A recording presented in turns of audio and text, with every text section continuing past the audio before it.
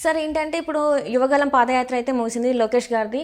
So దాన్ని ఏదైతే విజయోత్సవ వేడుక అయితే ఉందో దానిపైన ఆ వేదిక పైన చంద్రబాబు నాయుడు గారికి లోకేష్ గారు పెద్ద గిఫ్ట్ ఇవ్వబోతున్నారని తెలుస్తుంది. సో అసలు ఏంటి ఆ గిఫ్ట్, ఏంటి అసలు ఏమనుకోవాలి మనం?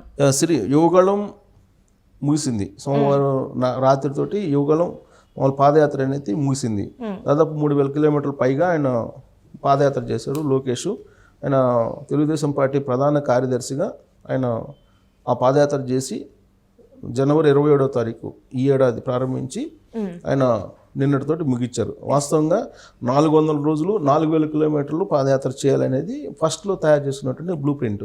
కానీ మధ్యలో చంద్రబాబు నాయుడిని అరెస్ట్ చేయటం, ఆ తర్వాత జరిగినటువంటి పరిణామాలు, జాతీయ స్థాయిలో ఢిల్లీలో సమన్వయం చేసుకోవటం, ఇవన్నీ బాధ్యతలు లోకేష్ మీద పడ్డాయి. దీంతో లోకేష్ పాదయాత్రను కుదించుకున్నారు. 400 రోజుల నుంచి కుదించుకొని ఇప్పుడు 4,000 కిలోమీటర్లు కూడా కుదించుకొని ఇప్పుడు 3,000 చిల్లర కిలోమీటర్లతోటి ముగించేశారు. వైజాగ్ కుప్పం నుంచి బయలుదేరి వైజాగ్ తోటి ముగించారు. సో ముగింపు సందర్భంగా అందరికీ విజయోత్సవ సభ నిర్వహించాలని చెప్పి పోలేపల్లి వద్ద పెద్ద ఏర్పాట్లు కూడా చేయటం జరిగింది. సో అక్కడ ఏం గిఫ్ట్ ఇవ్వబోతున్నాడు చంద్రబాబు నాయుడికి లోకేష్ అనే దాని మీద చర్చ జరుగుతుంది. ఆయన ఇచ్చేటువంటి గిఫ్ట్ ఏంటి అని అంటే రెడ్ బుక్. ఏంటి ఆ రెడ్ బుక్? రెడ్ బుక్ యొక్క కథా కమమిషి ఏంటి అని అంటే, ఆయన కుప్పంలో జనవరి 27వ తారీఖున ప్రారంభించినటువంటి యువగళం ఆ రోజు నుంచి సోమవారం విశాఖలో ముగించేంత వరకు కూడా ఎవరెవరు పోలీస్ అధికారులు తెలుగుదేశం పార్టీకి వ్యతిరేకంగా పనిచేశారు, అలాగే తెలుగుదేశం పార్టీకి సంబంధించినటువంటి కార్యకర్తల మీద ఎవరెవరు కేసులు బనాయించారు, అంటే వాళ్ళ ప్రమేయం లేకుండానే, తెలుగుదేశం పార్టీకి సంబంధించిన కార్యకర్తల ప్రమేయం లేకుండానే రాష్ట్ర వ్యాప్తంగా కూడా అనేక మంది మీద కేసులు పెట్టడం జరిగింది. సో ఆ కేసులకు సంబంధించి అసలు అన్యాయంగా పెట్టిన కేసులు ఏంటి అనే దాని మీద ఒక డేటా తీసుకున్నాడు యువగళం సందర్భంగా లోకేష్. ఎందుకంటే యువగళానికి పోయినప్పుడు పాదయాత్ర చేస్తూ ఆయన అందరికీ సెల్ఫీలు తీసుకునేటువంటి అవకాశం ఇచ్చారు. ఎవరైతే అభిమానులు ఉంటారో, తెలుగుదేశం పార్టీ కార్యకర్తలు ఉంటారో, వాళ్ళందరూ ఎంతమంది ఉంటే 1000 మంది ఉన్నా కానీ 1000 మందికి తనతోటి కలిసి ఫోటోలు తీయించుకునేటువంటి వెసులుబాటు కల్పించారు, సెల్ఫీలు తీసుకునేటువంటి వెసులుబాటు కల్పించారు. సో యూత్ తోటి ఇంటరాక్ట్ అవుతూ వచ్చారు ఆయన. సో ఆ సందర్భంగా తెలుగుదేశం పార్టీ కార్యకర్తలు ప్రతి నియోజకవర్గంలో కానీ కలిశారు. దాదాపు 97 నియోజకవర్గాల్లో ఆయన పాదయాత్ర చేశారు. మొత్తం ఉంది 175 అసెంబ్లీ కాన్స్టిట్యున్సీస్. దీంట్లో ఆల్మోస్ట్ 97 కాన్స్టిట్యున్సీల్లో ఆయన పాదయాత్ర చేశారు. సో ఈ పాదయాత్ర చేసిన ప్రతి కాన్స్టిట్యున్సీలో కూడా ఆయన కార్యకర్తలతోటి మమేకమయ్యారు.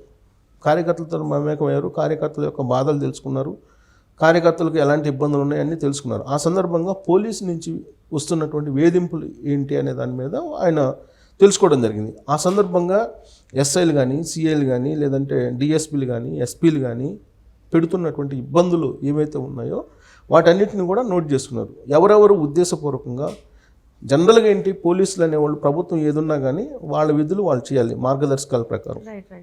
ఏ ఎంప్లాయీ అయినా సరే, ప్రభుత్వం ఇవాళ వైఎస్ఆర్ కాంగ్రెస్ పార్టీకి సంబంధించిన ప్రభుత్వం ఉండొచ్చు, రేపు తెలుగుదేశం రావచ్చు. సో ప్రభుత్వం ఏదైనప్పటికీ కూడా వాళ్ళ విధులు నిర్వహించాలి. కానీ వాళ్ళ విధులను చట్టానికి విరుద్ధంగా నిర్వహించారు అనేది కొన్ని సంఘటనలో బయటపడింది. కొన్ని చోట్ల తెలుగుదేశం పార్టీ కార్యకర్తల మీద వైఎస్ఆర్ కాంగ్రెస్ పార్టీ కార్యకర్తలు దాడులు చేశారు, నాయకులు కూడా దాడులు చేశారు. ఆ సందర్భంగా కూడా తెలుగుదేశం పార్టీ వాళ్ళ మీద కేసులు పెట్టారు, వైఎస్ఆర్ కాంగ్రెస్ పార్టీ వాళ్ళని వదిలేయడం జరిగింది. సో ఇటీవల కాలంలో మనం తీసుకుంటే కనుక చంద్రబాబు నాయుడు కుప్పం వెళ్ళిన సందర్భంగా చంద్రబాబు నాయుడు మీదనే రాళ్లదాడి చేసేటువంటి ప్రయత్నం చేశారు వైఎస్ఆర్ కాంగ్రెస్ పార్టీకి సంబంధించినటువంటి కార్యకర్తలు, అభిమానులు. సో ఆ సందర్భంగా తెలుగుదేశం పార్టీ వాళ్ళ మీద కేసులు పెట్టారు పోలీసులు.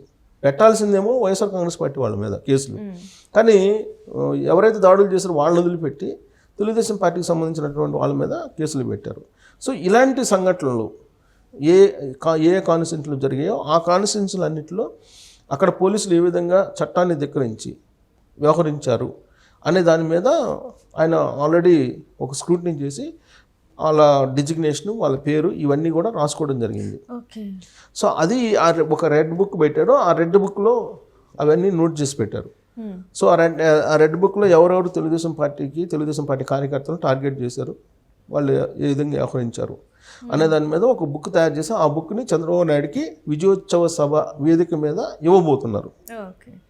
ఎందుకు ఇవ్వాలి అనే ఆలోచన వచ్చిందనంటే, తెలుగుదేశం పార్టీ కార్యకర్తల నుంచి లోకేష్కి అనేక మంది వినతులు అందించారు.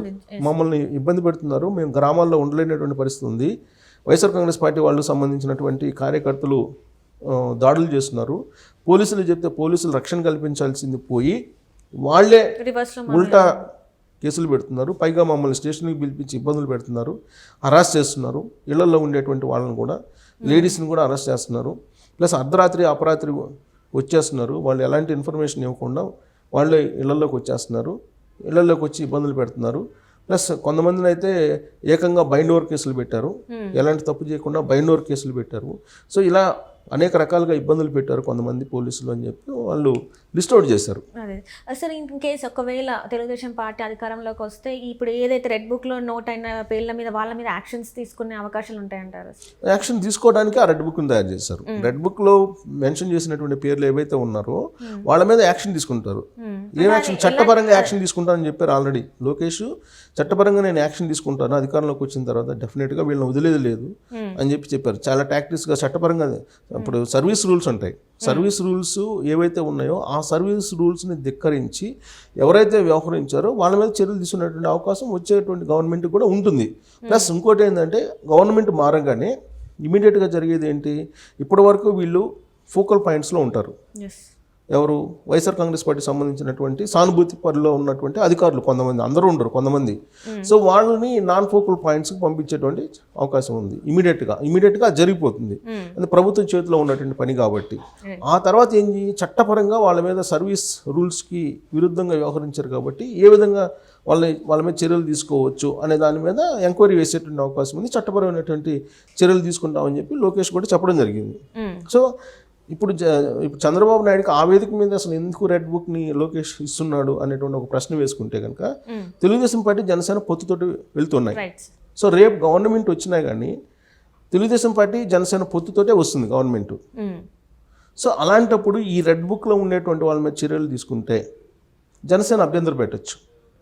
అందుకే ముందుగానే ఆ విజయోత్సవ వేదిక మీద పవన్ కళ్యాణ్ సమక్షంలోనే జగన్మోహన్ రెడ్డికి అనుకూలంగా వ్యవహరించినటువంటి పోలీస్ ఆఫీసర్ల లిస్టు చంద్రబాబు నాయుడుకి ఇస్తున్నాడు రెడ్ బుక్ రూపంలో. సో కాబట్టి ఆ ఇప్పుడు పవన్ కళ్యాణ్ కూడా ఒప్పించే ప్రయత్నంలో భాగంగానే ఆ వేదిక నించుకున్నాడు లోకేష్, చాలా వ్యూహాత్మకంగా కూడా. సో అందుకే ఆయన సమక్షంలో, పవన్ కళ్యాణ్ సమక్షంలోనే ఈ రెడ్ బుక్ని చంద్రబాబు నాయుడుకి అందజేస్తున్నాడు.